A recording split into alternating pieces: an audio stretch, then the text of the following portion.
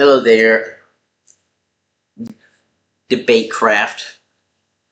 I'm gonna be voting here. Let's see, because there's a controversy around this other vote. I don't know what's going on. I haven't read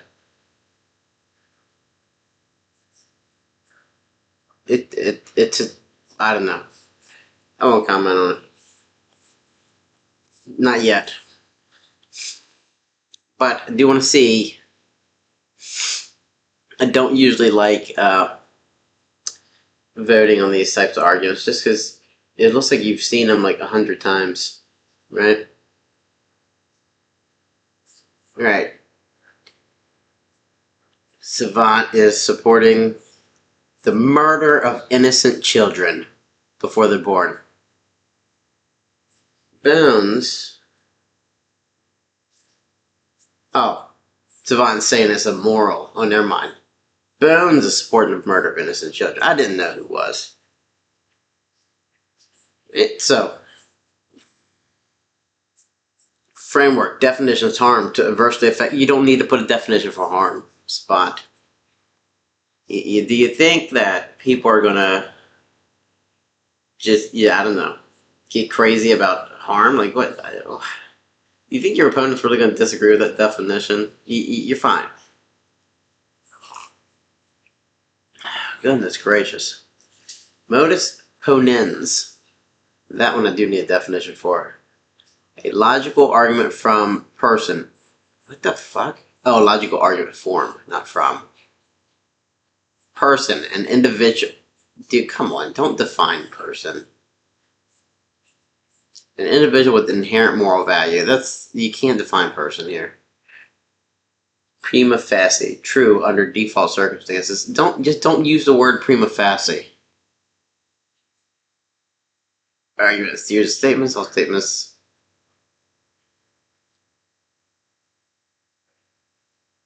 Okay. Oh, modus ponens. The method for a rule of inference used to draw logical conclusions would state that if P is true, and if P implies Q, then Q is true. Okay, you didn't need to fucking say this. What the hell, Savant? Please do not do this when you debate. Don't put all these definitions in there. You're wasting character space, too. I mean, the one for person isn't fair. Why are we... But harm, nobody's going to disagree with you, so it's fucking pointless. Modus ponens is just an argument, so it doesn't make sense.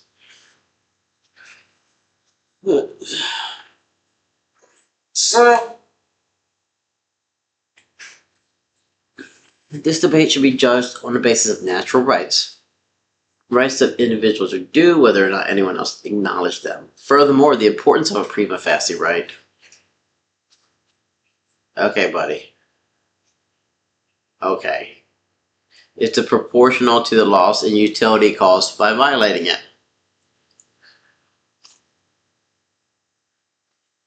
A teenager's right not to be stabbed, for example, that's not a right. What the fuck? No one has a right not to be stabbed. For example, is more important. You don't have freedom from. That's not how freedom works. If anybody says freedom from something, they don't know what the fuck they're talking about with freedom. What do you want, Peanut? Come here. Okay. The importance of freedom of facet right is proportional to the loss in utility caused by violence. Okay, now we're talking about teenagers. We should default to prioritize more important rights unless there is a very compelling reason to do otherwise. I'm one of those people, I say give them all the rights. Give everybody all their rights. And that's why we don't do what's called positive rights, like the right not to be stabbed. There are two ways in which someone can have an immoral manner. Direct harm. This action has a direct adverse effect on someone else. Or neglecting a moral duty. Someone ought to do something like follow an agreed on contract but fails to do so. I think these things are they conflict because a moral duty can cause direct harm. Alright? I think you gotta choose one.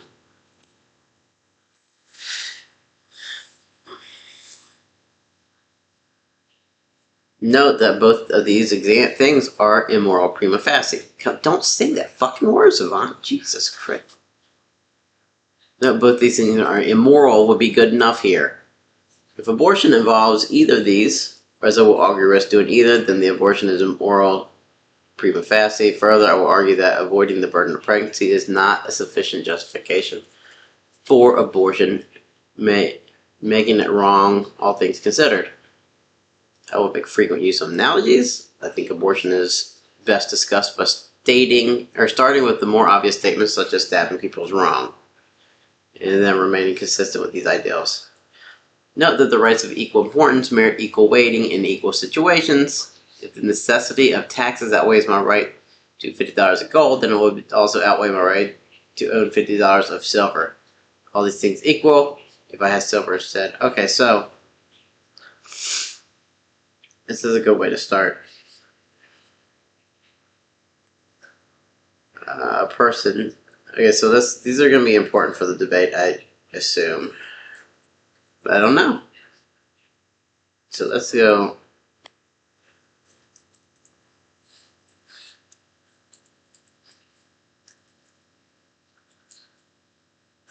The person has inherent immoral value.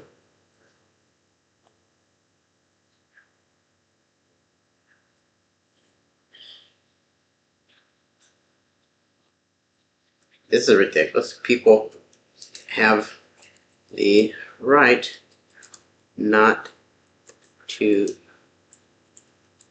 be stabbed.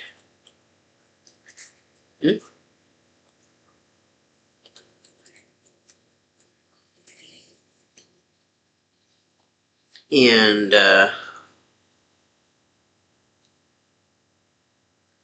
this is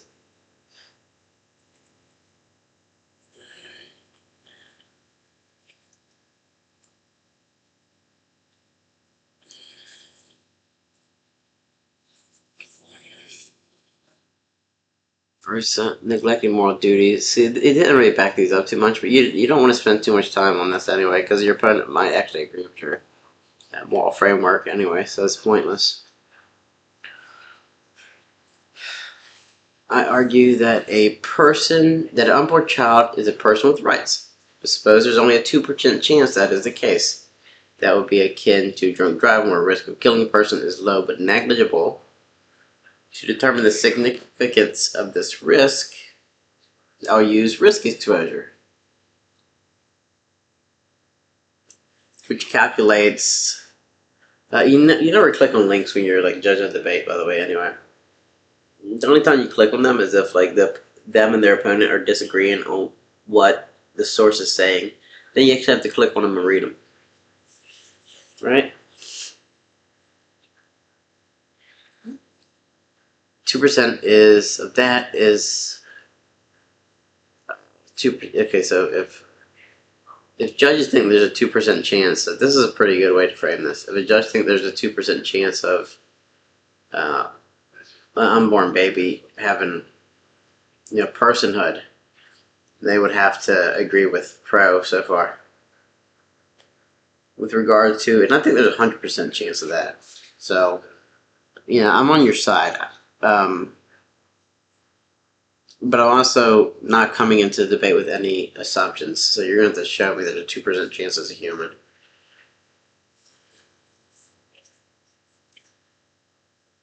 Okay, so with regard to abortion, the average lifespan is 73 years. Is it really? I thought it was fucking 85. Where are you getting this from?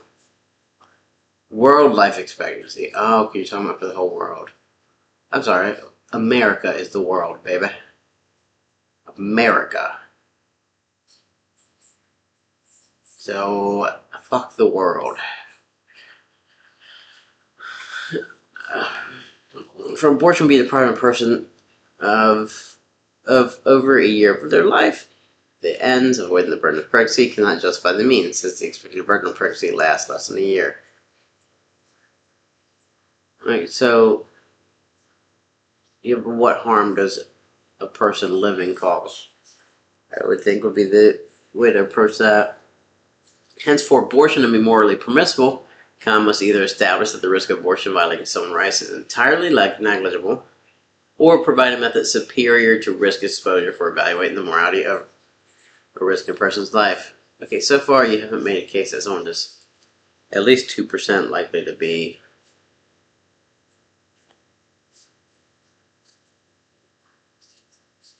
alright, so let's do this.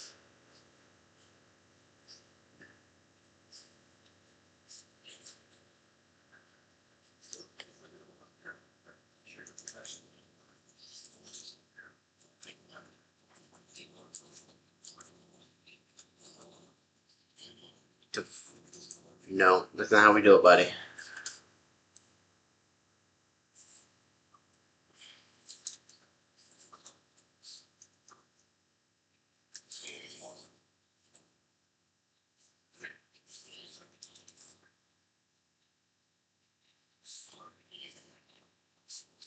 It's for abortion. Okay, so my arguments, my case. I know that's still part of the framework, but that's also an argument. Okay, persons should not be harmed. Okay.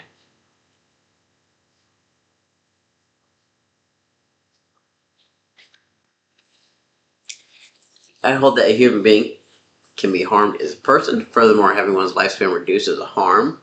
Someone with SIPA may not physically suffer when they are killed, but they have been harmed nonetheless. The burden of a disease, for example, is often measured in life years, which includes both the reduction in quality of life and the reduction in amount of life lived. Per this metric, unborn children can be harmed significantly by abortion. Prima facie, stop with the fucking word. We ought to follow the non-aggression principle. If a human being can be harmed, we should avoid harming them without a sufficient justification. Hence, my criteria for personhood follows. Definition of harm. So, your principle for personhood didn't follow. Your definition of harm does. I would distinguish here between impeding bodily functions and not adding bodily functions. I heard that the first is a harm, while the latter is not. A bodily function is something an organism is in the process of doing via internal processes like mitosis. That could potentially be impeded through nutritional imbalances outside intervention. Impeding bodily functions is a harm. You might be, okay, so this is the, okay, I'll just buy that. I'll just buy it for now. If removing someone's limbs is harming them, furthermore, if someone is in danger of having one of their limbs removed by a hostile third party or some other threat, we should try to protect them. However, if someone requests an operation which would add a third arm to the body, refusing to perform this operation is not harming them.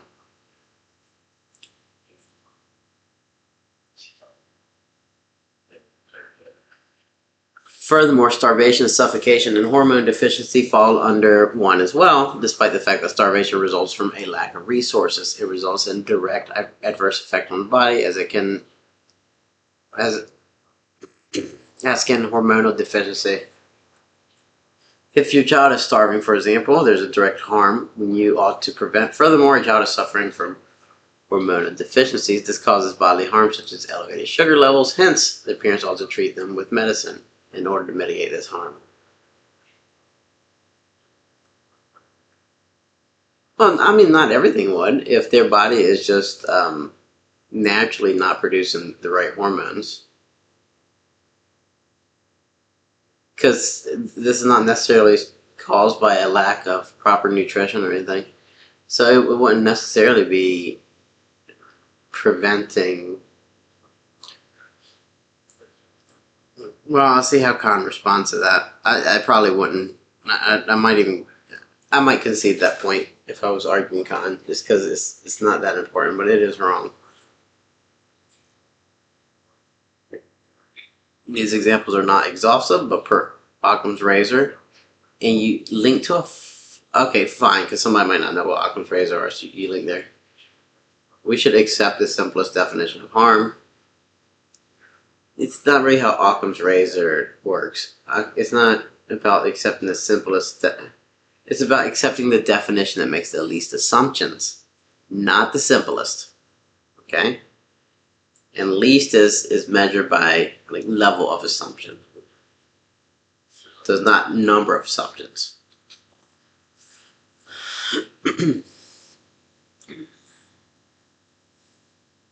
Person should not be harmed, and harm is defined as interfering. Okay, so let's see if I understand this right. He's building an argument. I think you're taking a long time to build it too.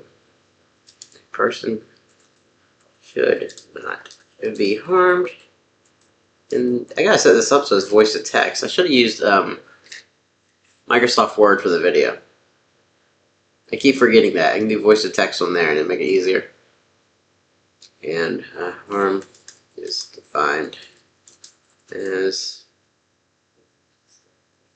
interfering with a natural human process.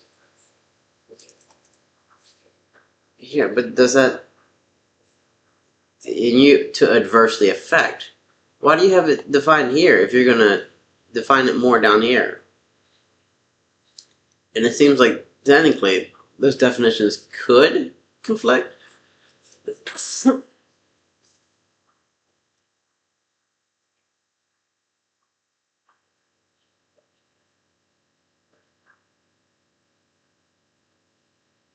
Support for definition. Moral statutes only make... This is too fucking wordy, Savant. Alright. Moral statutes only make sense in practice. To say that an action is wrong is to say that the effect of an action is undesirable. Hence, the importance and existence of rights is predicated on the objective of preventing undesirable effects. And even if unconscious people don't literally express desires, we know that most humans wouldn't want to be killed, which means that killing is harmful. Murder prevents someone from living a human life. Yeah, but they can't have those desires in the womb, probably. Maybe.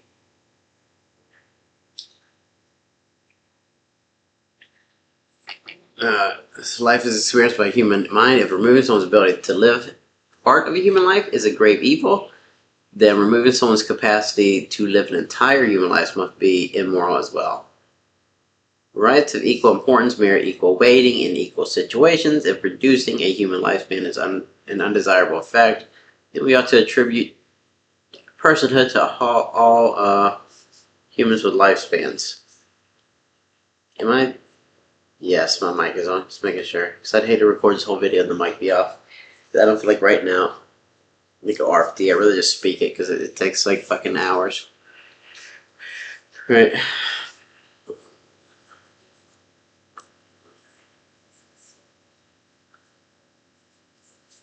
Harm from abortion. I bring this up, this distinguish between abortion and contraception.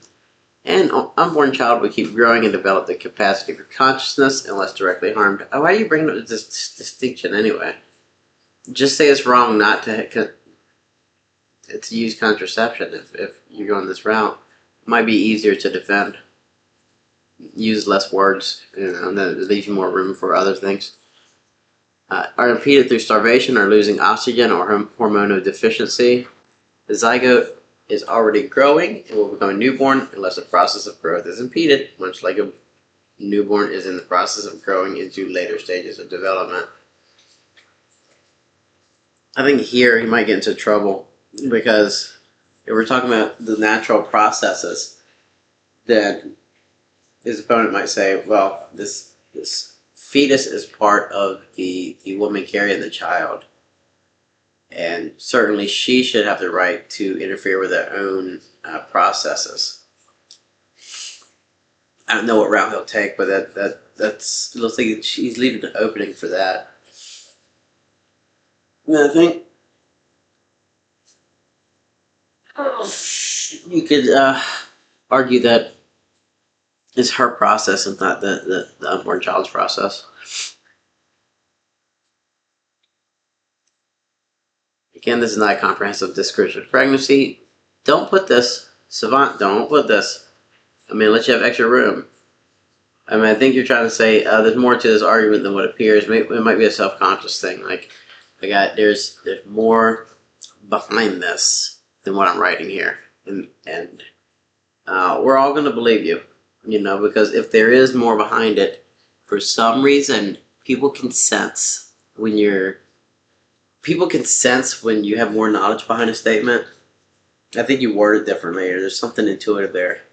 But they can sense when you have more knowledge behind a statement, more to back it up than if you're at stretching what you're capable of arguing, stretching your knowledge through the written word. So don't ever do. This is not a comprehensive description. Just let it be, and they'll recognize that. They'll know it. They'll know it intuitively. Okay. But this should establish that abortion causes direct harm and contraception does not cause. My position here is actually a very modest one. As the examples above show, we already distinguish between 1 and 2 when it comes to born humans. Hence, granting the abortion is immoral does not imply that contraception is immoral. Contrapositively, yeah, you do need to fucking give me a goddamn definition of that. Why are you using these stupid words?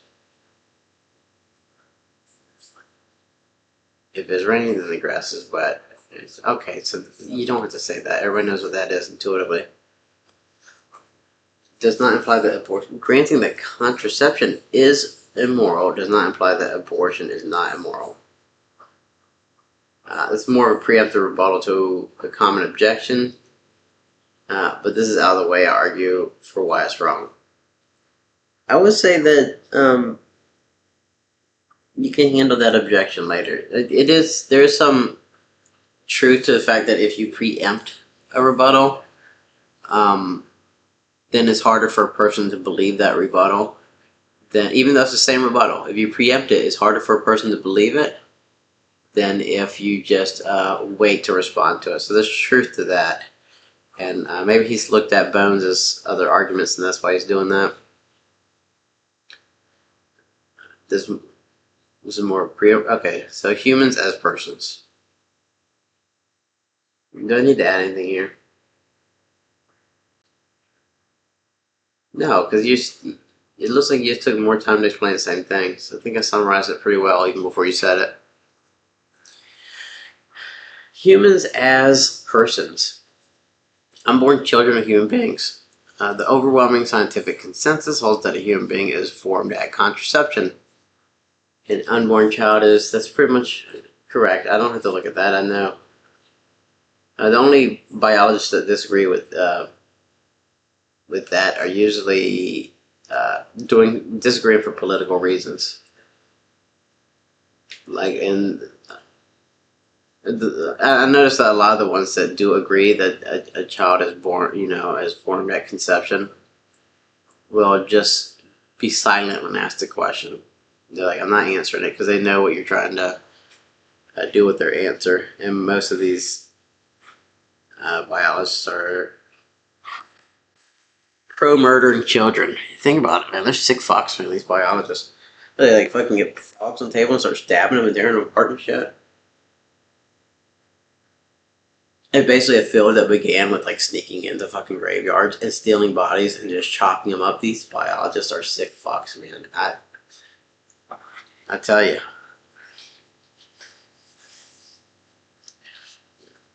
Okay, Swedish woman will always. Okay, a Chinese zygote implanted Swedish woman will always be Chinese, not Swedish, because its identity is based on genetic code, not that of the body in which it resides. I don't know if that supports your argument. Maybe if you expanded on it. Note that a human being has a right not to have their lifespan reduced, regardless of their stage of development. We've already established this. We extend similar rights, so that's good though, you're drilling it in. So if people aren't writing down your points, they can, or if they're having a hard time memorizing them, you're drilling them in, that's good. We extend similar rights to teenagers, adults, and infants, not based on their stage of development. Not because they can be harmed in similar ways. It hardly makes a difference to someone whether they are aborted as an embryo or killed painlessly in their sleep minutes after birth. Hence, per Occam's razor, the most straightforward conclusion is that both killings are immoral. As an alternative view holds that moral value should come from intelligence, past experiences, ability to feel pain, level of dependency, level of development. But a few obvious counterexamples show this would be flawed. An infant born in a coma with no past conscious experience is a person, and killing them is wrong. Newborns are dependent on their parents and society, but killing them is wrong. Killing a child is as bad as killing an adult, if not worse. Thus, it is clear that the potential to live a long life is morally significant, while humans' level of biological development is not. You know, the one thing that gets me about pro-life people in general, and I don't know where I fall on that, whether you'd consider me pro-life or pro-choice, is that these arguments would also apply to like radical life extension. You know, it's wrong to deprive someone of life they could live in the future, and yet these people will like fervently oppose radical life extension. I wonder like how sincere they feel about their argument if they oppose radical life extension. Like I can believe if you're like a conservative and you are pro-life, and you also are a radical life extension person, like advocate, then I can buy the consistency of this argument. But I wonder if Savant is. Can I just see here? Savant.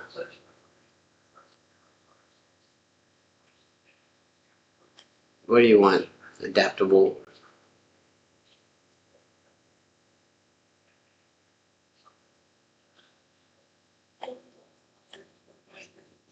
You know, I'll respond to him later.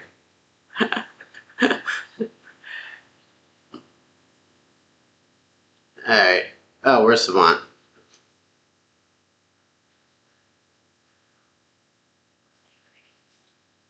You in here, Savant?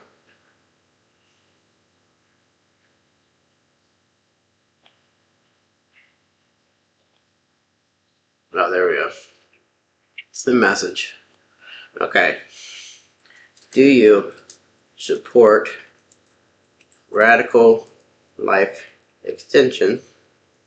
And do you believe your other arguments? Because people argue devil's advocate, you know. Arguments in the abortion debate you are having. And hopefully he responds to me so you guys can get this answer before this is over with. Right? He appears to be online, but you can't trust this. Oh, it says 6 hours ago. You can't trust it. It might have been like 12 hours ago. That thing stays up afterwards. Alright, so. What the fuck? Oh, someone said deep government will wake 9 months without their memories. Killing them is still murder. We'd save on Social Security by killing dementia patients in their sleep. But doing so would be clearly evil. Note that any argument that comes to us individual as personhood can also be used to show the unborn child are persons. Listen, tell that to fucking Canada, because they would tell you, like, they go over there, they encourage that shit. That's why at some point, being a radical life extension guy, I'm like, you need, for radical life extension to be a thing, you know, if you want to avoid overpopulation problem, which I don't think it will become a problem, actually, unless you truly become immortal, then maybe that's a fucking issue.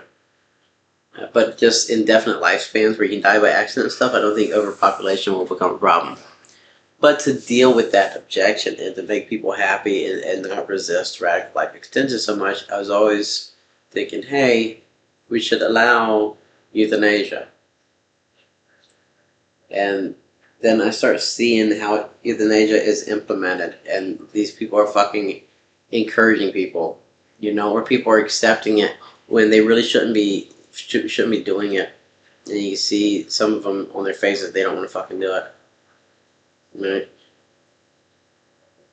So, of course, anything I think is a good idea, once it's fucking implemented, gets destroyed. And I think that's why people become conservatives. That's why so many people start out as liberals and they become conservatives, because they actually see what their fucking ideology does, because it grows, the liberalism, and you start seeing these policies pass in other places, and you're like, what the fuck? That's not what I signed up for. So a ton of things like that. So like legalize drugs, and then you go to areas where it's legalized, and it's a fucking shithole. The stuff turns you conservative. Then you're like, okay, well, we shouldn't have fucking legalized it. And that's why I wonder how anybody can make it to like 40 as a liberal. Like, are you fucking retarded? Like, are you? You don't see that? You've seen your maybe you turn liberal later, so you don't see your own ideals just fail over and over and over. But I've seen my ideals fail over and over. I see it tried. Euthanasia tried in Canada. Stuff like this, and it just I just fucking happy I've seen it fail, and I haven't like decided to become a politician and push that bullshit.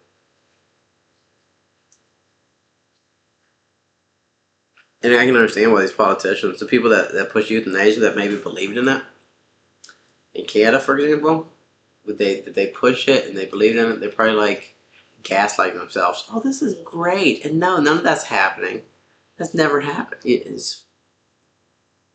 Or they're just evil and they're fucking okay with it because it's about economics. If they die sooner, then also security is long. Where the fuck was I? Oh, this is a future like ours. I've read these arguments hundreds of fucking times, okay? I think Savant does have a unique approach, and he's arguing this pretty well.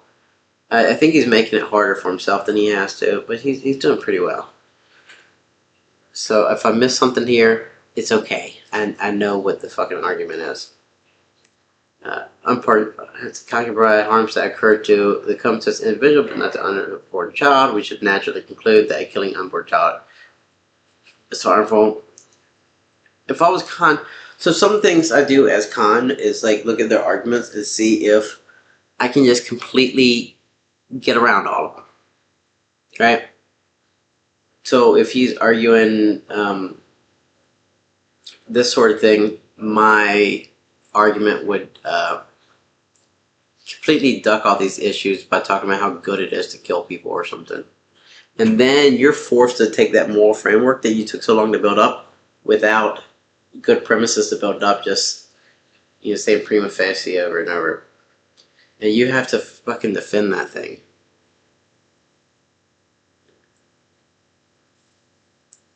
Killing versus let die. Direct harm is sometimes argued that worse is simply letting someone die in the early stages of pregnancy when the unborn child depends on the mother. However, refusal of bodily support can still equate to direct killing in some circumstances. To understand why, consider the following scenario. A woman carries a child deep into a forest on a camping trip. For whatever reasons, she leaves the child there where it is eaten by wild beasts. Clearly, this is immoral. Yeah. Okay, I argue that abortion is morally comparable to this, despite the fact that carrying the child into the forest puts the child in a state of physical dependency. Carrying the child into the forest alone is not a direct harm. Parents bring the children to all sorts of places. But harm does not occur until the child is abandoned. Well, hold on there, Savant. If it's abandoned and eaten by wild beasts, we don't know that it's guaranteed to be eaten by wild beasts, right? You can leave a child in the forest and it cannot be eaten by wild beasts. So are you harming your child by elevating its risk? And then if you are harming the child by elevating the risk, you say right here, despite the fact that carrying a child in the forest puts carrying a child in the forest alone is not direct harm.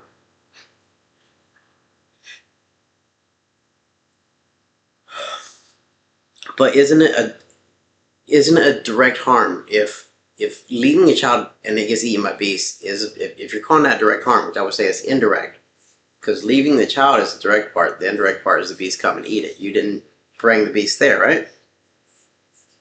So in the same way, taking your child into a forest is indirect because maybe bears attack your tent. So you're elevating the risk. So then how far are you willing to go with that Savant? Am I not allowed to elevate the risk my child takes ever? Do I keep them fucking wrapped in a bubble? Where do we draw the line here? And you got a line somewhere, because you're elevating the risk by taking them camping is not, a harm for you. But elevating the risk by leaving them in the woods alone for a few days and then come back to them. Even if you leave them with plenty of food, I guess, is what you would state here, right? Knowing that there's a good chance they'll get eaten by beasts. That's immoral, so where do we draw the line with elevated risk? I argue that abortion is morally comparable to this, despite the fact that carrying child. Okay. The woman aborts a child she conceived, removing bodily autonomy. Modus penis. Removing bodily support after making someone dependent on oneself is a direct harm. I see what you're saying. Okay, I'm understanding the argument more. Okay, it's just that micro part of the argument I was having trouble with. Don't be afraid. When I'm putting my own judgment on the arguments right here, I'm not comparing. I'm not judging the debate yet. This is how I interact with the debate, and this is how people should interact when they read. And they should probably get pen and paper out when they read, and just really interact with it that way. But it's good to interact with the words anyway. The forest analogy establishes P1 and P2 is true under the circumstances. The vast majority of abortions arise from consensual sex. P1 follows that pregnancy is not the intended consequences of sex. The woman from an earlier analogy might have gotten lost in the forest by accident, yet bringing the child there is still a result of her actions. Hence, abandoning the child would still be a direct killing. Indirect, Savant. It's okay. A direct killing will be stabbing the fucking kid, okay? Indirect, leaving it in the goddamn forest. Unless you intend for leaving him to cause his death. It's gross negligence, but it's not a direct murder. Hence, the question that matters is whether a justification exists in the case of abortion for directly killing one's child, for the ends to justify the means. I would say that that's a direct kill, but the abortion for sure. The good achieved from an action would have to at least outweigh the bad, but being killed as a child prevents one from experiencing their entire life. I don't like how you allowed so much in your morale. You allowed two conflicting things, so you're given a little too much rope. Neglecting a moral duty and direct harm. Right? So, I feel like you're giving too much rope there. I think you should really focus on one or the other. And just be prepared for the rebuttals for those. Because those two things can contradict, and you're giving him two ways to attack your argument, he doesn't have to defend a moral position. If he can just choose one of those and show, if he could choose moral duty and just really attack that, or if he could choose total harm, which he could. And I have a few ways in my head that are weird and obscure and that he probably won't choose, but things I would love to try on that argument. I argue that parents have specific responsibilities to children based on their familiar relationship. You don't really back this up, by the way. So I think Bones has a libertarian bone in his body too. So he could really, that's a savant, but I think you could argue that there is no responsibility to their children. Easy, and then that would get rid of this whole thing. These killings were clearly unjust, so it stands to reason that parents have a moral obligation to prevent the children from dying. Infanticide through abandonment. I would argue that infanticide is a different level of murder. I can see in some third world countries where that might be. I would tell a woman that's very unethical, but I would not give her the fucking death penalty for it. It's not the same as murdering an adult. And that would have to be immediately after pregnancy, because there's some psychological things going on. So if you have a baby and you see this in America all the time, these girls throw their babies in the trash can or something, and they'll survive or they'll be dead. And it's a terrible thing, and the babies are absolutely getting murdered. But I think the girls are getting punished too harshly. Can I see how harshly? Infanticide.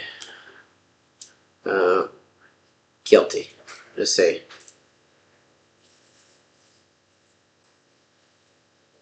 Hey, buddy. Good morning.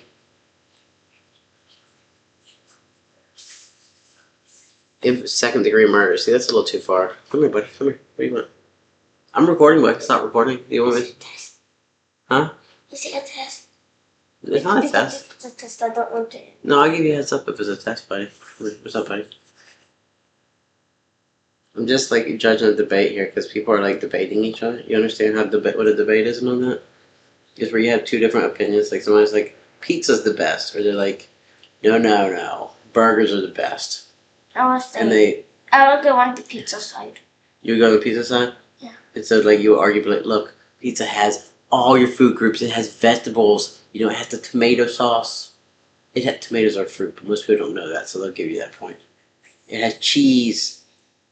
It's got the bread. It's got all your food groups there. Some people are debating that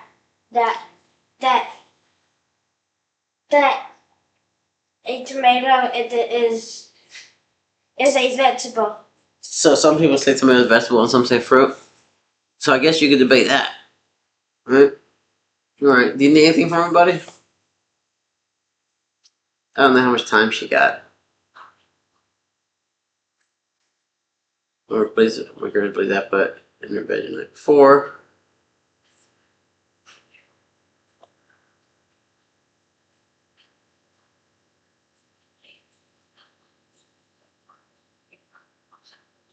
Yeah, I'm not sure, forget that.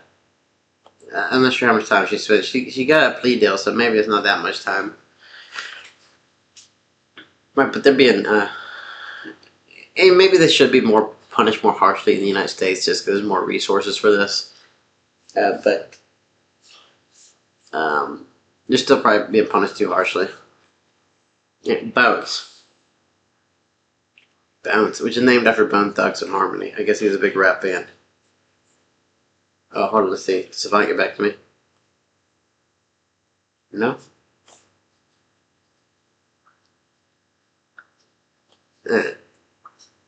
Savant, get back to me, buddy. Permissibility of abortion. The argument I'll be defending is following. An action is morally... Far down. I'm only like a third down. Fuck, guys. An action is morally impermissible if it violates moral elements of a person or has morally unacceptable consequences. Abortion does not violate the moral entitlements of a person. Abortion does not have morally unacceptable consequences. Abortion is not morally impermissible. It is something moral. What is this? Let me try to understand this argument. An action is morally impermissible if it violates the moral entitlements of a person or has morally unacceptable consequences.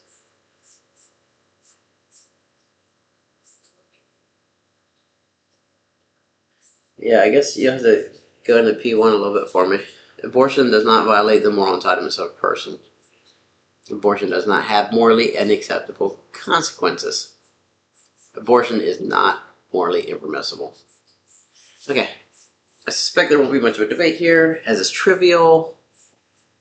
What is something moral? I mean, that should be... That's the whole fucking debate, dude. Something is wrong if it violates moral entitlement or has morally unacceptable consequences. Hey, if you're going to change the channel or anything, ask Grandma first, because she's probably watching TV or something, okay? But if she's not, I don't know.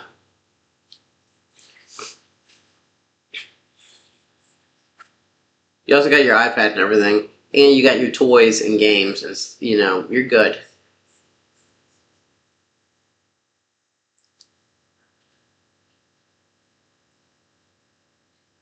Fetus personhood, an entity E has immoral entitlements is a person if and only if E has non-trivial interest. N is in E's interest And TE is, what the fuck are we talking about here? Oh, entity means E. Has more autonomous as a person if and only if. Okay, so they're a person. This has a non-trivial interest. N equals non-trivial interest. At T. What is T? I don't know.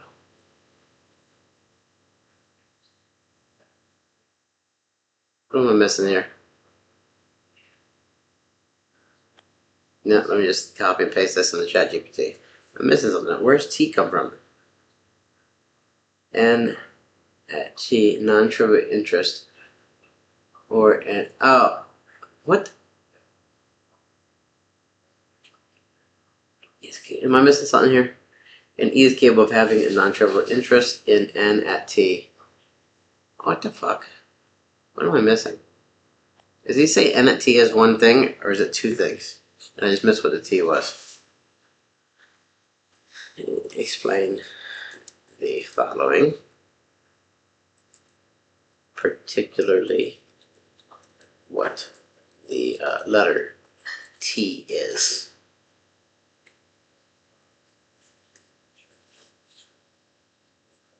What is that trade? No sugar and just clarity. T stands for time, a particular point in interval in time when evaluating whether the entity has moral entitlements. Ethics and moral philosophy, especially in debates about personhood like abortion and end-of-life cases. T is used because personhood and moral entitlements might change over time. For example, a newborn at T1 might have certain moral entitlements. Fetus at T0 might not. A patient income at T2 might be debated. So T lets us anchor to more judgments at a specific moment. Oh, I see. Just bringing more nuance. You want food or anything, or you just hang out with me? Okay. Okay, I'm understanding this now. I feel like it might be going to me. This is above my head, buddy. There are several reasons to believe entities are persons if and only if they have actualized interest, or the interest can be indexed by some prior mental state. Minimally, an entity is a person if at one point they have experienced non-trivial sentience. Here, I use non-trivial to convey the primitive difference between a fly's sentience and a human being's sentience. Only the latter of which can be said to be non-trivial, formally. Okay. A bunch of numbers for all x of the person if only they have interest at n at time of n. You understand any of this, buddy? Me either. Interest n at time t, or n is an e's interest, and a t and a b is capable of having interest at n at t. Px is a person. Nx has an interest n at t. Cx, n is the e's interest, and because the above can be burdensome to repeat, it can be simplified for reference as P is.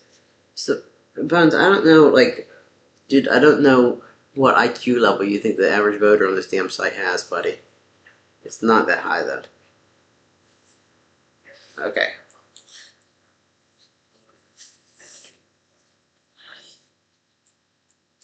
Explain this shit to me like I am stupid or something. Sure be. Alright, Kevin. Don't dox me, you son of a... Okay. What the hell is P21 criteria? They're trying to find what counts as a person. In a moral sense, meaning someone or something that has the rights or moral entitlements. And their test is if you're a person, if and only if one of these is true, you have some kind of meaningful, non-trivial interest right now. Yes, I got that part, so I'm on the same page as you, Bones. Like, you care about something that matters, not just I exist, but I want to keep existing, or I don't want pain. That's fair, and almost like how Savant argued, it almost like would imply the same thing. Because he mentioned somebody's right to living as that they want to exist, right? Even if you don't have the interest right now, you could have had it if certain things in your brain or experience were different. Like if your brain had beliefs or desires, you could have wanted something meaningful at T. The message symbols they wrote just stands for all X, any entity, X. X is person. So the person saying someone, they're saying a fly. Basic awareness of light or danger does not count. That's trivial sentience. A human's ability to have deeper ones, goals, or fears, that's non-trivial sentience. Okay. That's the kind of sentience that matters for a person. But Bones, you gotta really break this down, dude. I shouldn't even be using ChatGPT to evaluate your argument. I should be able to understand it, and there's honestly not enough space. What you have on that page is not enough space to really get into the weeds of this. Okay, this is something that you'd have to write a book on, right? And it's probably already written, or be talking to people at your level that already know a lot of these things. A same person stuff because if they woke up, they still have this interest. Okay. Why the PQ? They're just lazy and want shorthand instead of writing. Okay. So they'll just say PQ. The real bottom. This whole thing is building a cagey technical wall around personhood so they can later say, yeah, ChatGPT is explaining what it means to me because I don't understand this shit. But I get what they're saying now. So they took this is okay. So what Savant did, what the person they're arguing with did, is they took and they took a whole what was it, 10,000 character limit? They took 10,000 characters to explain a complex argument, and this person is taking a very little bit of space and putting a complex argument into it. Which I gotta tell you, I'm gonna dox you. I'm gonna dock you. Even if you win, is this a point thing? Let's see. I'm gonna dock you for legibility. I'll tell you why. Because I have to look up your shit, Benz. So even if you win, you're getting docked for legibility. Because that's not legible. This shit right here. Dude, you gotta spell it out for me.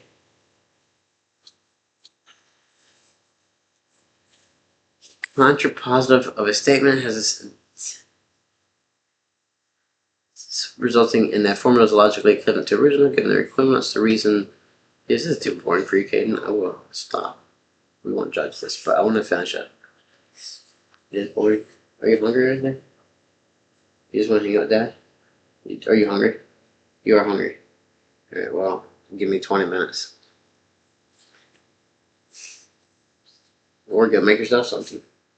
You big boy.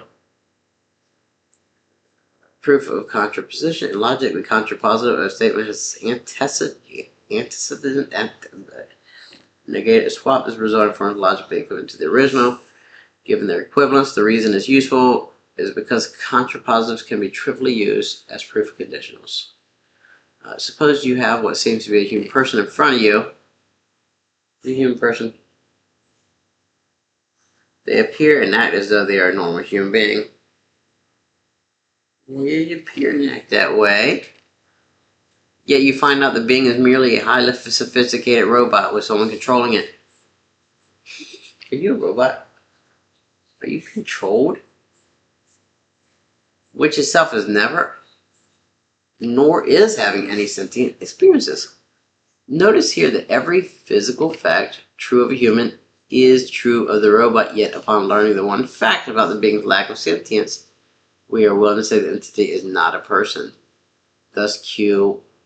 Think about anything which isn't a person, chairs, tables, silverwares, and upon reflection, none of these things are non-trivially sentient. Blah, blah, blah, blah. Combined with my last state argument, we have strong reason to favor the proposed theory.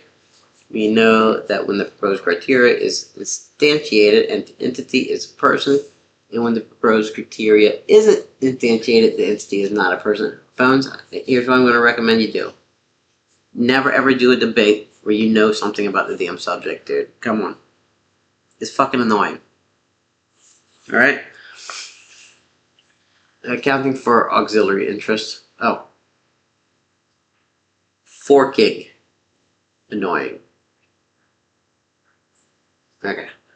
The second part of the disjunct, N is in E's interest, and B is capable of having an interest in N at T, is necessary for preserving the rights of individuals who may not be presently Dude, I mean, Bones, man. You give me a damn headache, dude. Pre-sentient rights violation. I've argued for... I know I can stop, buddy. What the hell is all this?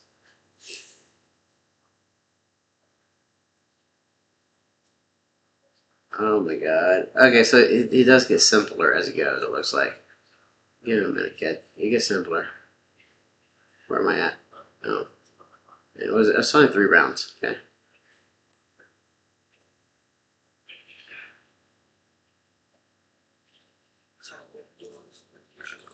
Sometimes, where is this? Oh. I agree that hypothetical is not problematic. Imagine. See, Savant, if you are reading this, man, I'm sorry that he put this shit on here. If we understand that killing a sentient doll does not violate a being's moral entitlement, and all moral predicates true of the doll are also true of the baby, it follows that killing a pre-sentient baby also doesn't involve any rights violation. Note how per P1, killing the doll could still be wrong even if the doll is not sentient. For instance, even though my neighbor's doll is not a person or have moral entitlements, that does not mean I can snatch it out of their hand and rip his head off. Trivially, things can be wrong even if they do not involve rights violations. The medical consensus is when a fetus first gains sentience, 22 weeks, with some postulating it to be a late 30 weeks. Alright, well that would still make abortion wrong. You just make it wrong in 22 weeks, right? So I don't know, are you really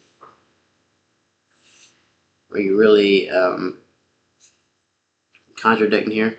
And here's the thing, this is why this stuff, it doesn't convince me to be like pro-choice. It's because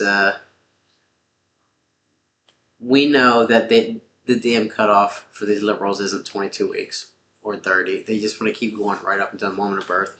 You can listen to them like in debates or anything like that. And now Bones' cutoff might be 22 weeks or something, but it seems unlikely a fetus is sentient until at least 20 weeks of gestation. The fetus satisfies neither disjunct the proposed theory. I'll be quick, buddy, because 93% of abortions happen.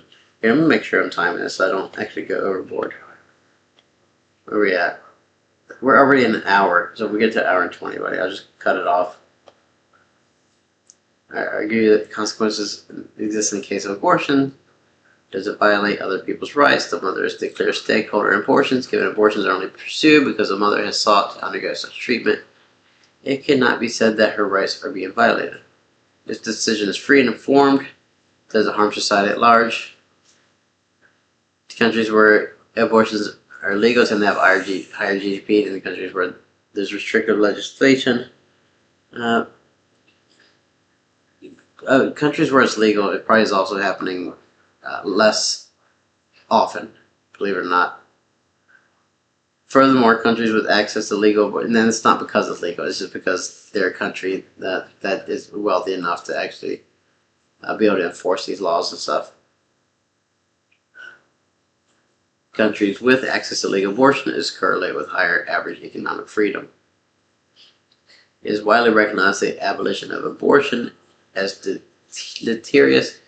In 1980, found if abortions were made illegal, the number of illegal abortions in the U.S. probably would increase from fewer than 20,000 to more than 1 million per year because illegal abortion may carry a risk of death. This is a lie, by the way.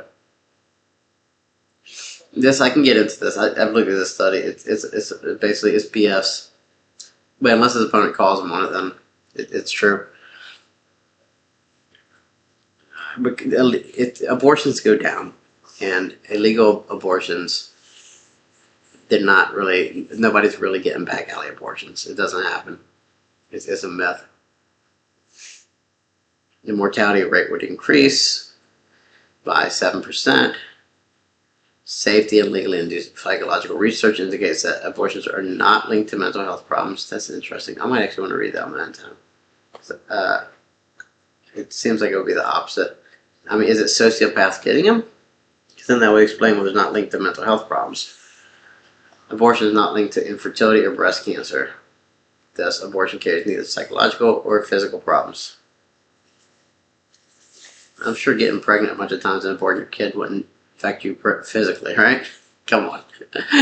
Thus, abortion does not have any morally acceptable non-rights violation outcomes. Abortion neither violates the fetus rights, I guess because the fetus has none in here, nor has unacceptable consequences. Abortion is formidable. Rebuttals. This is the interesting part. This is the part I care about. Because the rebuttal parts of the arguments is a person should not be harmed. Savant's criteria for personhood can be referred as stating an entity E is a person if and only if they can be harmed, where harm is defined as impeding bodily functions. There are several reasons why this is uncompelling. Philosophical zombies. A P-zombie is an entity who is physically identical to a human being, but lacks the ability to deploy sentience. Under Savant's definition, P-zombies are persons who can be harmed. They are organisms which go through mitosis and will grow unless impeded. You know what a zombie is, buddy? So in this situation, like if a person is like acting like a human, but they just don't have that human part of them, you know what I mean? Do you know? Do you know?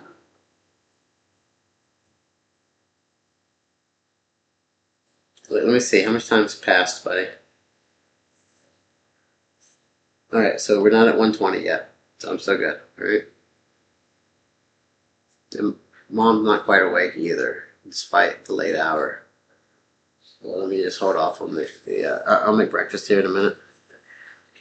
I'll just cook something instead of getting you something simple, okay? Oh. Or, hey, Kaden, you want me to... Hey, Gabe, if you're really hungry right now, I'll just pause this, because I can come back to it and I'll make you something.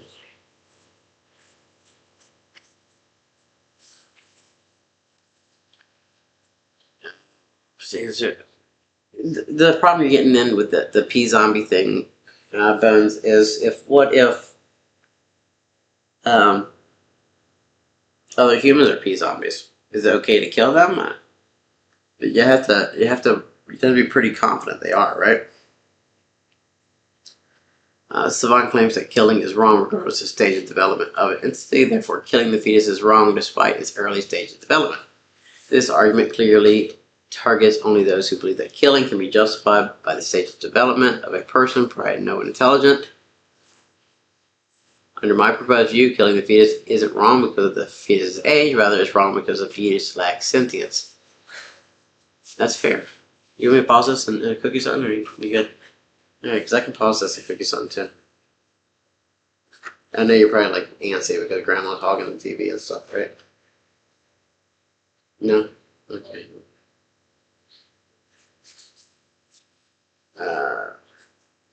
Fair no, the answer too ambiguous because the evidence of killing pre-sentient beings a wound doesn't have serious effects on society. Oh, I see what you're saying there. That's why you put that up there. Nice. Future like ours, to flow a kind of harm is overly permissive in what it deems to be immoral. Robot rights. Suppose an engineer assembles a highly complex robot which is capable of having human experiences. However, they must charge the robot and let it reach 100% battery before it can deploy its first ever conscious experience. When the robot is 75% charged, the scientists begin having doubts as to the ramifications of the product. So they shut it down and abandon the robot, which is what the scientists did. You know, that feels like, I know to like most people that's going to feel like it's not wrong to shut down the robot there. So that's a good argument. But to me, it feels like it's wrong to shut down the robot there. Under the flow account of harm, there is a big who's already growing or charging. It doesn't require adding any bodily functions. Oh, you want to see the time? Right there is what I'm looking at. And so once it gets to 120, I'll just cut this off no matter what. But it also said I'm willing to pause this to cook for you. Okay? Because that means this arguments can brew in my head anyway. The robot has been harmed. Notice how my proposed theory does account for this. The robot has never been sentient, so killing it isn't wrong. Notice further how if we stipulate the robot has gone through the stage of sentience and has developed interests and desires, we could suddenly be weary as to permitting its killing. Whereas flow ignores its nuance and categorizes both these examples as equivalent. The pro-sentience position is furnished with the tools that adjudicate these scenarios Nothing here is important to my argument. The direct, indirect. There you go. You got around some of it, but oh god, that was a headache. And I think it's very well argued. It's going to be hard to get around this for Savant. I know that I couldn't do it in so few words because you're very concise with all your statements. Bones is like dangerously concise here. Like, how do you? I couldn't get more concise than that. I'd need like 25 rounds with ChatGPT to get that fucking concise, and then I still wouldn't get that concise because I wouldn't be comfortable with this PQ things. I wouldn't be comfortable putting that in a debate just because I don't think voters would understand it. Framework burdens. I argue that direct harm and failing a moral duty are both prima facie, or immoral prima facie. Kant uses similar framework, arguing that violating moral entitlements, failing a moral duty, and causing morally unacceptable consequences are both wrong. I argue that causing harm to a human being violates their moral entitlements to live. However, Kant does not address my arguments that risk violating a moral entitlement is also immoral. Yeah. I don't know. I don't know what we have. French toast or bacon and eggs or like just cereal? I cook cereal. Alright. Abortion is analogy of drunk driving. Nor does he contest my calculations comparing risk exposure to a 2% chance of violating someone's rights. Well, okay, that's good. We can keep that then. Drunk driving might not violate anyone's rights if the drunk driver gets lucky, but Kant does not dispute that it's still moral to take the risk. Well, I mean, he's saying that there's no sentience prior to 20 weeks. So if there's no sentience, there's no risk, according to how he's framing this. Extend the impending bodily functions as morally significant harm where it comes to some loss in future utility. It stated around one, the unborn child will develop capacity for consciousness unless directly harmed. Similar to a coma patient, this is not true philosophical zombie. I made clear that harm must cause a loss of utility, such as a reduction in life years. But he, the robot example that Bones is using, are you going to respond to that? Because I think it's very, very compelling. Humans as persons. That red dot means recording. Yeah. Yeah. Oh, you want to see it? 107. Oh, we got 13 minutes. That's still the deal, right? I feel like I can do it now, to be honest with you, depending on what's responded here. Past versus future sentience. Extend my earlier argument that killing a child is as bad as killing an adult, if not worse. Thus, it's clear that the potential to live a long, morally significant. Suppose the child's in a coma, but they had non-trivial sentence for a single minute in the past. You're going to have to address the fucking robot parts of it. You really are, because it's messing with my head. The death would be a tragedy, and Khan would rightfully condemn someone who killed them. And Khan admits that. Khan says so. And Khan created some... what's it called? He created some more divisions there. When you divide things, like... I call it divisions, but I guess some would call it nuance. So, like when you have an argument, and I'm not going to teach this, right now. But if you have, like, the more nuance you have, the more highly understood the argument is. And I think Khan understands the argument more than you. I'm just saying it a lot, because I think you both understand it really well. So far, anyway, unless you show me wrong. But say, like, if I say, murder is wrong. Well, now we have, like, a statement, but it's not very nuanced. And you go, murder is wrong if it's not in defending the life of another. Now we got nuance. And then we go, more nuance. Murder is wrong if it's not defending the life of someone who is not a threat to others. So the nuance grows and grows and grows. And that's actually a better way to build your beliefs. The problem is you have to make sure that first belief is absolutely correct before you start building upon it. Otherwise, your entire house crumbles. Killing a child is as bad as killing a dog, if not worse. Thus, it's clear that the potential of a long life is more significant. Suppose they had non-trivial sentience, their death would be a tragedy, and Khan would rightfully condemn someone who killed them. Now, suppose the murderer revealed the comatose child was actually non-sentient in the past, although they would have awoken all the same. Khan's view holds that the information alone should be absolutely absolve the killer of any moral culpability. The absence of this minute past sentience completely justifies what would otherwise have been murder. In fact, if the child wasn't considered useful by those around them, Khan might even argue that killing them was a moral good. Okay, so my view is much more modest. That doesn't make it right. Even if you attribute some moral significance to past sentience, I argue that the reduction in life's years is still morally significant harm, as evidenced by the fact people place great value on the ability to continue living. Khan's view demands that you place no intrinsic value on potential sentience. In fact, his view holds that a single minute of past consciousness, even a minute the child won't likely remember, is enough to outweigh the wrongness of depriving a child of the entire rest of their life. Possibly even 100 years. Kant asks that we defer the best available explanation based on our domain of knowledge. However, his framework demands that we accept a very illogical weighting of past and present experiences when evaluating moral experience. Therefore, my criteria for personhood is a much better explanation. Your criteria for personhood is they might one day become a person?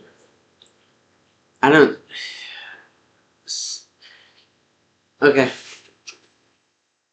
Extend the missed opportunity. Okay.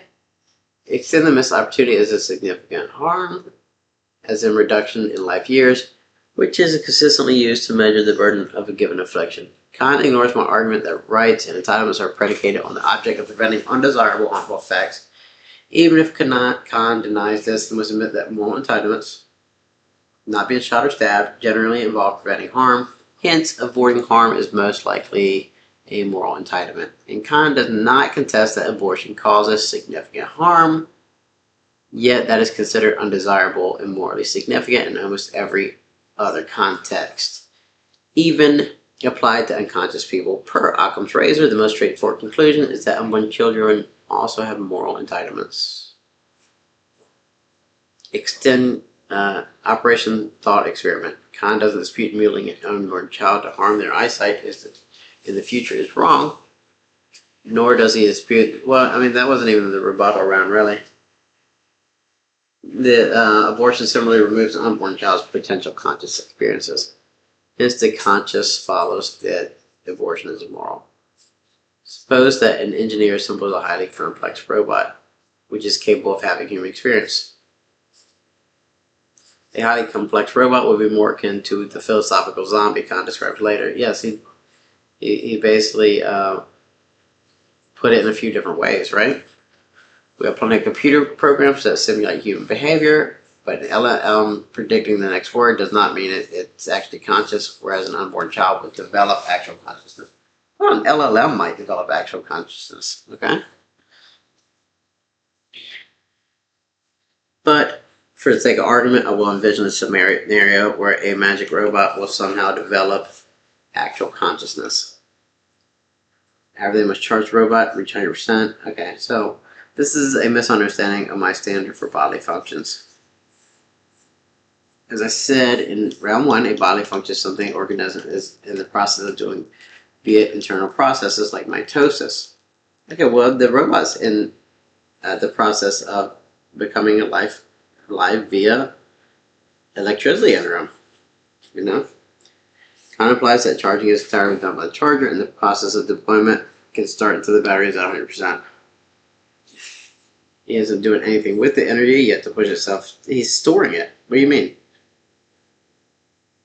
You have an onboard child, an internal growth process that pushes it towards sentience, even though said process might be aided by external nutrients. I don't know if Savant's having a hard time with this. You gotta put something here if you're debating, but killing a person, let him die. If unborn child has personhood, the person is moral, his way. I think you should just tell Savant, I think you should just tell Khan that you do have a moral obligation to keep the damn thing plugged in. Okay, I think you should just say, hey, you do, because I think it'll help your argument more. Khan does not dispute either of my arguments. If a non-born, it might feel uncomfortable to do because, like, intuitively we feel like, or most people feel like, unplugging the robot's not unethical. So, what you want to do is in these arguments, you want to stick with your premises, and you want to tell them like, hey, it might feel intuitively like it's okay, but it's not. It's wrong. But there's some contradiction here, right? As much you want to get around it by saying, it's not like it's not mitosis, so it doesn't count. You said internal process like mitosis. Like charging is a damn internal process. It's happening. So this refers to cell division, right? Oh, let's see. No, so you haven't got back to me. Okay.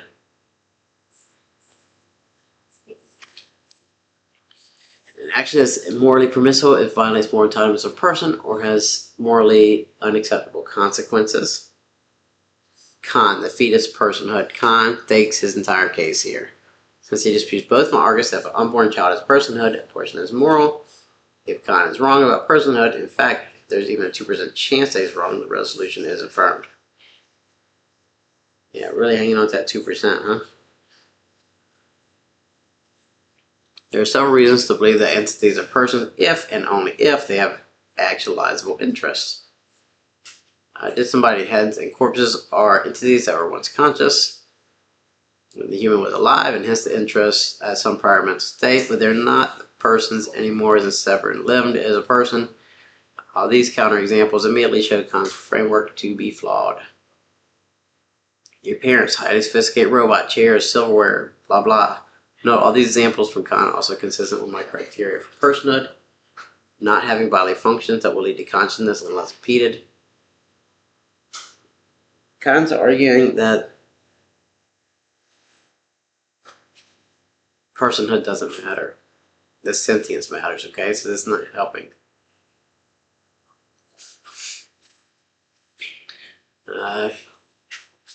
Specific.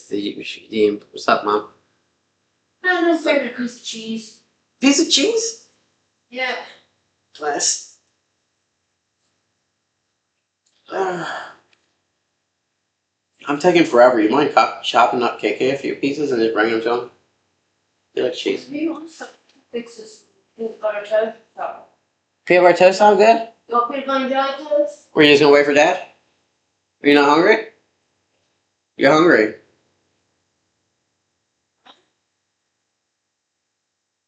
But you don't know what you want? Grandma said she wanted to whip up something real quick. Still got 2 things of cereal. Do you want that?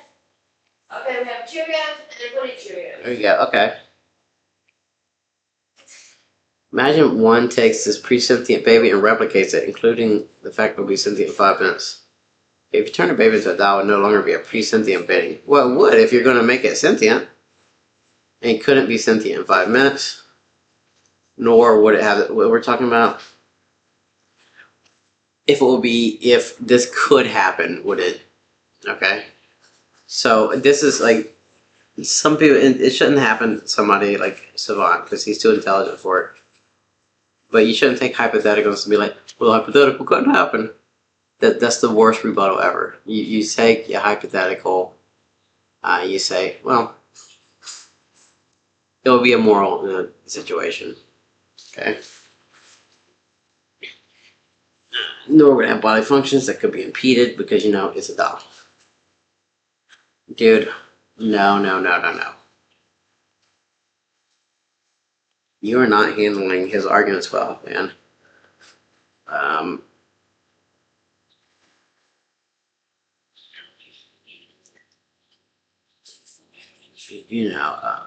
bodily functions that could be impeded. In Kant's hypothetical, somehow this doll is able to become sentient. Kant doesn't see how. Why would he fucking say how? It's a hypothetical to see if we feel like it would be ethical or unethical. What you should do is ignore feeling and go with fact here. But you should actually treat these hypotheticals like they could happen. Right? Because that's how we explore edge cases. When you're talking about morality, it's hard to find edge cases. So you have to come up with hypotheticals to discuss edge cases. And that's how you tell whether it's right or wrong. So when these edge cases happen, you just accept them and you say, hey, it's unethical to prevent this doll from becoming sentient. Okay? So it's really how you do it. And then you come up with an edge case for his scenarios, right? His philosophy. You come up with an edge case for that, and you present a hypothetical. And you see if he's willing to stick with it. You know, apparently you don't really believe what you're saying here. Because you're saying that if a doll were to become sentient, all right, through some magical process, so you would be impeding this magic by killing this doll. So you're impeding this thing. So you don't really believe what you're saying. This is called arguing in bad faith. You're trying to, you're more concerned with the conclusion than you are with your premises and whether your premises are correct. But in a debate, we care about whether the premises are correct, okay? Suppose that individual clearly want to say this person tells rights. This also applies to the baby in the dilemma. Kant agrees that the baby is an entity which we deem to be a person, hence his view relies on rejecting our intuition. Yeah, in your view, because we're talking about edge cases here, and any moral philosophy is going to have edge cases, you also are rejecting intuition when you just try to get rid of these edge cases, these hypotheticals. It's not how, you're too good to be getting rid of hypotheticals this way. If largely agreed on intuition is sufficient to grant other co-patient rights, then surely it must also be sufficient to grant rights to a preconscious infant. No, because we're looking at no. An unborn child's bodily functions, which will lead to consciousness, unless harm and given rights exists already. However, the expected benefit of a right need not have occurred yet for the right to exist. Whatever gives one a right must exist prior to the time it's violated.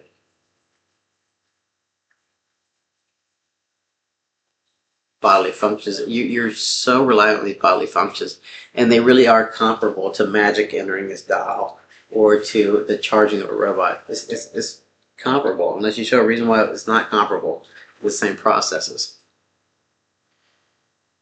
Someone in a coma has a right not to be killed if they will be awakened in 5 minutes, but if they are brain dead, we can unplug them, hence potential conscious experiences are what give the coma patient the right to live, even though those experiences have not yet occurred. Now we're getting into something here.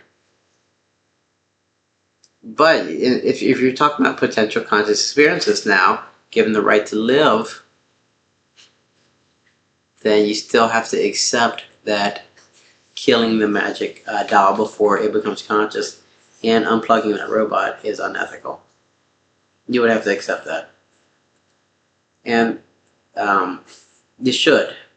You're debating this, you're taking a position. It's going to make this argument that conscious experiences in the future make a difference if you can accept the robot example and just say, yeah, those are edge cases and they're unlikely to happen in real life. But if those edge cases were to happen, yes, it's unethical to destroy that doll or to unplug that robot. To give another example, if someone mails me $100 as a surprise and you steal the money before I ever find it, you still have significantly wronged me, even though the benefit potentially finding using the money. Like, if you're struggling with these, here's what we do. And I think you're getting to it, but it's such a small area, I could say. So if you're struggling with rebuttals, if you don't want to accept these edge cases because you think it sounds too funny, you should accept the edge cases even if it sounds funny. If you don't want to, for whatever reason, then you should be focusing on the effects of society, because he left you a hole there. And maybe this needs to be 5 rounds for you really to see that play out, but Kant argues the negative effects on society at large make an action immoral. By this standard, abortion is immoral even if an unborn child is not a person. Yeah, he left that window open, and he didn't have to leave it open, right? Since society is made of people, society at large is better off with more people, enjoy economic surplus, and the benefits of being alive. But he showed, and I don't know if he's coming back with this, but he showed you're more likely to get those benefits if abortion is legal. And I think the connection is bullshit. I think it's not. I think it's correlation, not causation. Obviously, but people place significant economic value on the ability to live. But you got to call it correlation, not causation. I can't just insert that argument for you. Okay. What that? I know. When the labor force is larger, the loss of 63,000 or 630,000 unborn lives a year would equate to 32% of GDP. But he's shown that lower GDP when abortion is illegal, right? This is assigning a human life a value of 10.9 million. A figure arrived at by studying the amount of people pay to avoid some risk of mortality. Furthermore, that's interesting. 10.9 million. Okay. Furthermore, since abortion directly shrinks the labor force, it weakens solvency of programs. But then you can make up for it with immigration, right? It weakens the solvency of programs like Social Security and Medicare that rely on workers for the care of the elderly. You can make up for it with immigration. Again, I'm not inserting that argument form. It's just you missed some points here. Countries where abortion legal tend to have higher GDP. Correlation doesn't. Oh, there we go. Correlation does not imply causation. Right? But you have to show it's bad for society, and this doesn't do it either.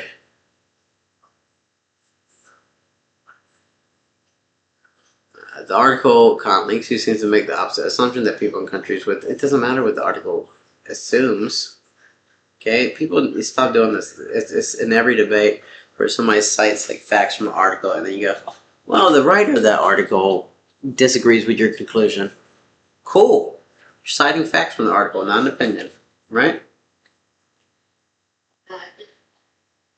Religion is just one potential confounding variable, and Kant doesn't establish that abortions cause an increase in GDP. Yeah, he did a poor job of that, but you really got calls. You got to show some harm, and this isn't doing it either.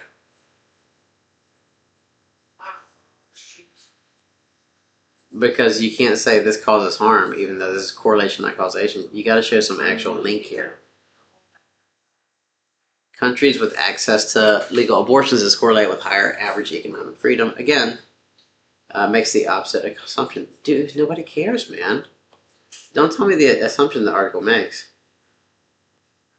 Economic freedom increases legal access to abortion. Yeah, that's what I assume also, honestly. And legal access isn't even the subject of the debate. Abortions themselves are, yeah, that's true, or adultery, for example. It is immoral regardless of the effects passing laws against adultery. He makes no argument. Okay, but you still have to show that it harms society. And you haven't done that sufficiently either, because you only dedicated this to it. That's all you debated. Your whole 10,000 words could have been focused there, because he's weak there. You could have shifted. This is your opportunity to shift, because he did so well there. But you couldn't find and I'm sure there's rebuttals for it. And I think one rebuttal is actually sticking to your guns and saying, "Hey, yeah, it's unethical to unplug a robot." So I think Bones would struggle to come up with like a response to that. If you go, "Yeah, it's unethical to unplug a robot," and Bones would say, "Oh shit, how do I respond to this?" I don't think he would have a way to respond other than just be like, "No." So just stick to your guns and say it's unethical.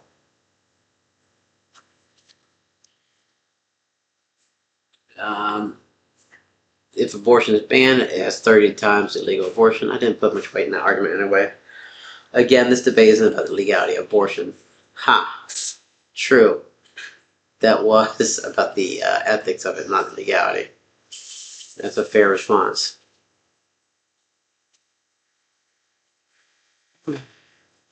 Alright.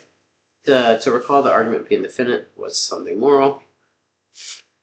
Savant doesn't offer too much disagreement. Note how that drunk driving is covered under the proposed conjunct. Even though it doesn't violate someone's right, it is morally unacceptable consequences and would fail via P3. Fetus personhood. Entity A has more entitlements to the person if and only if E is non-trivial. Yeah, that's what we said. Non-trivial consciousness. So you really need to talk about the non-trivial consciousness part. I think you actually spent a little too much time defending yourself and not attacking. Disembodied heads and corpses fit the conjunct. 2 points can be raised here. First, the criticism is not true, given the conjunct explicitly. And did I miss this part? In this, but definition, the sensation of bodily functions and the sentience in particular, B must have desires from T. And third, second, killing a pre-sentient baby is not abductively virtuous. Savant makes abduction with prima facie justification. Whilst one may intuitively think that killing such an entity is wrong, such an evaluation has nothing to do with abduction. Yes, that's what I'm saying. Look at this. This is what Bones is doing. He said just because it intuitively feels wrong doesn't mean it's wrong. You really got to ignore intuition in some of these things because there's going to be edge cases, right?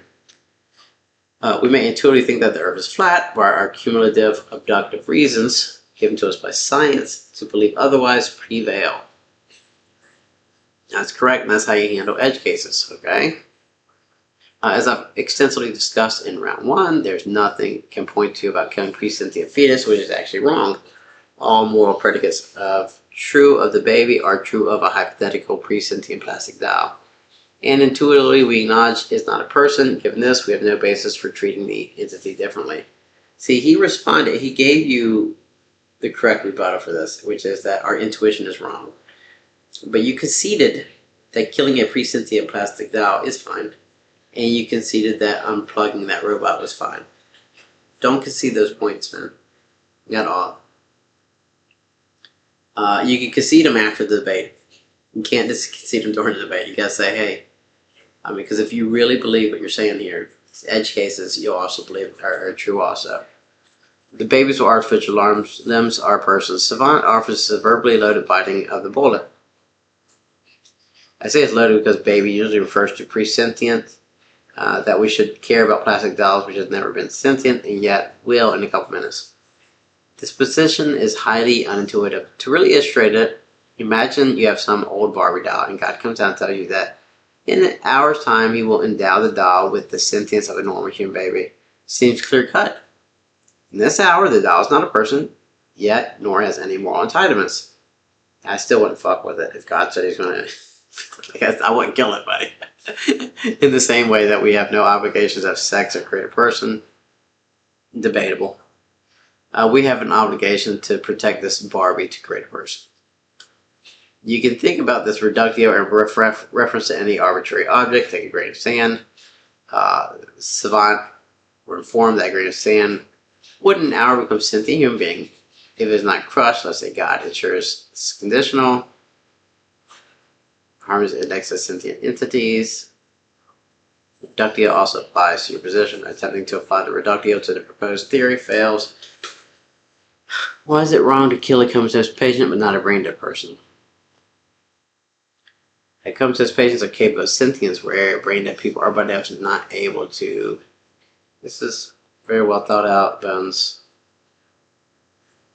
Mailing $100 example. Clearly this action would be wrong because it has morally unacceptable consideration counted by P2. Alright, the accident abortion does not violate any stakeholders' rights, and that women do not regret having abortions. Why wouldn't they regret that? You guys should regret it. Because you're a bunch of fucking sociopaths or what? The majority feel having abortion was the right decision. Well, that's rationalization. They're rationalizing that bullshit in their mind. You don't know what they believe on a subconscious level. It doesn't harm society at large. I claim that Savant claims that Khan has failed to establish abortion causes increasing GDP. It's not my claim. I'm providing inductive reasons to think that abortion does not harm society. That's fair also. Given it's extraordinarily difficult to prove negative claims of this kind, we have to be complacent with correlative works. Yeah, and he didn't, and I think you could, Savant. I honestly think you could have shifted the whole debate and showed the harms to society caused by abortion. Savant claims that permitting abortions will be deleterious to society since it kills 630 unborn lives, hence workforce is reduced, etc. This claim presupposes that a fetus is a person. Since these lives are not persons, it's completely irrelevant. This would be akin to saying that the government, yeah, that would be like if there were robots, if you unplugged 630,000 robots that could work for free, you would harm the GDP too, right? So, harm of abolition. For abortion is banned, they'll face harms. Person should not be harmed. Savant claims P zombies are not harmed because they would not develop consciousness. Note that consciousness is not mentioned in Savant's criteria of personhood, definition of harm, or support for this definition. Given this, it cannot be reasonably inferred that developing consciousness is the key determining factor for harm. Humans as persons. Alleged dropped argument. Khan has dropped response the same way of killing child's future like ours. Alleged dropped argument. Same as above. Missed opportunities are harmful insofar as they are. It's not a dropped argument. Did he say that? Reread my engineer count examples to flow before reading Savant's rebuttal and my reply.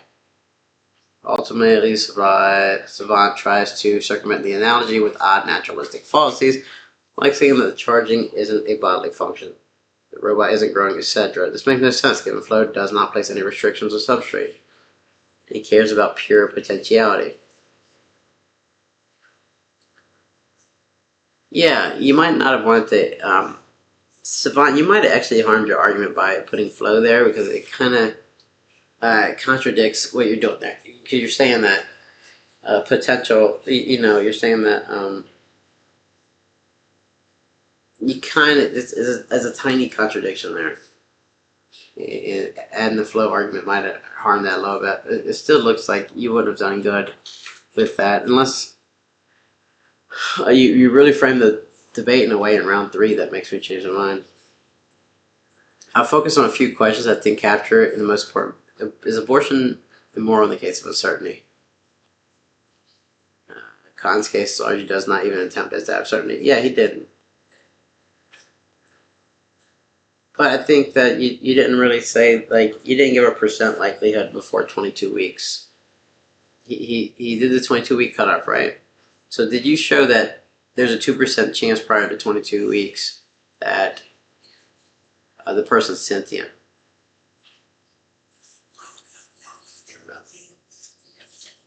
Which analogies are best for unborn children? Changing a pre-sentient human to a doll or robot needlessly complicates things. This is how you come with edge cases, Savant. You really gotta learn how to deal with this. Khan's analogy should be seen as less useful than just imagining hypothetical pre-conscious human.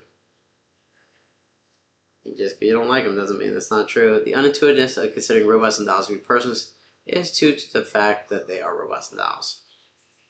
Entities that do not develop consciousness are neither sentient nor pre-sentient. If a doll is developing consciousness like a child, it's not really a doll anymore. Okay, but you're talking about like a process where magic enters the doll. Or a piece of bread. If it's developing consciousness, now you're talking about how it develops consciousness? Like if it's developing consciousness like a child? What, isn't developing consciousness the issue here, not developing like a particular thing?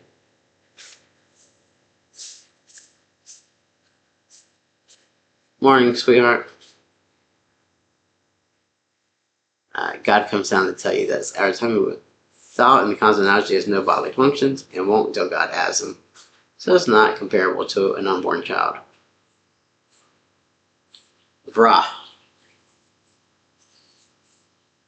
Well, the charging robot is. Okay? Because it's developing its functions to be, it's got to be 100% fully charged. So it's developing there. It's growing in power. It can be stupid. The hypothetical that the robot is using energy to sustain its internal process of eventually gaining sentience. We stipulate that changes the analogy. Why don't you just concede these points, man? Or if you're not going to concede these points, you really should have outlined why the processes of biological processes would be superior to either processes by this hypothetical magic or supernatural stuff, and the process of creating and energizing the robot. You need to, and even that's kind of like a biological process in a way as well. But why would that be separate than a non-biological process? Why would that be different? All that is Yoda is a voice which Hana tells that person has temporarily transformed to a non-sentient Dao. A Dao was sentient in the past and will be in the future. To think the Earth is flat, but Khan doesn't defend his view of personhood with science. He defends it with analogies to a Dao. Because you're talking about philosophy and a robot. Yeah, and then that's his weak point, right? That's his weak point.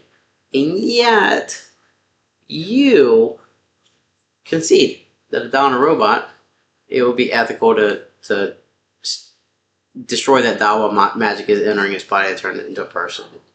Or you also defended that unplugging a robot would be ethical. You didn't have to defend those points. Khan was weak there. And you had an opportunity to take advantage of it, and you didn't take advantage of it.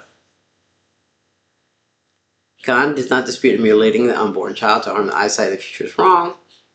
His only response is that, yeah, because his entire argument gets around this, right? So he's kind of won the framework, right? So you're operating in his framework now, and he won the framework by you doing things like conceding that unplugging a robot is ethical if it's starting to develop into a consciousness via electrical circuits. The importance of existence of rights is predicated upon objective preventing undesirable effects. What does abortion have on society? It's too late to make new arguments here, but you're not framing it in exactly the way it makes me. Okay, I'm not going to read Bones' arguments because it doesn't matter. His last round. Okay. So, Bones is going to lose on. He's going to lose on legibility. Sorry, Bones, but Jesus, like, why? What is with this? You got to make this. You got to dumb it down for me, bro. So he's going to lose on legibility. I'm allowed to do that. Okay? I'm allowed, as long as I give a reason. It's none of your business that I'm deducting points. Anybody reports a vote, you can go fuck yourself. Okay? Bones wins on arguments because his moral framework was consistent. He didn't give any, okay? He laid out there. I would say Bones could improve by dumbing his stuff down, honestly. Which is a good thing. It's not a bad thing, Bones. And the reason it's a good thing is because you want to be convincing people to your side of the argument. And so to do that, they have to understand your damn argument. Alright, so Bones, you can improve by doing that. You could also improve by narrowing down what you're arguing a little bit. I think maybe if we get into why like the robot is not a person and stuff like that, you could probably do it. Because I think you gave Pro too much rope here, and Pro just didn't take advantage. Pro, these hypotheticals are going to come. Anytime you argue anything ethical, you're going to get these hypothetical edge cases. And then if you can sit there and say, and bitch that the hypothetical is not real or is not really going to happen, but it's a way to explore edge cases, and you need to concede that, hey, it's not intuitive. Savant had no problem with it. You saw near the in round 2, Savant's like, yes, my argument is not intuitive, but it's right. That's what you need to do. You need to be like, well, mine's also not intuitive, but it is wrong to unplug that fucking robot. Okay? So this is why Bones wins. Excellent job, Bones. Great job on your arguments, Savant. I would say that you really need to focus on that, just sticking to your guns, and then really trying to understand your opponent's arguments and tear him up because he had weaknesses too. All right. So anyway, thank you for listening to an hour and 45 minute of me rambling. Have a good day.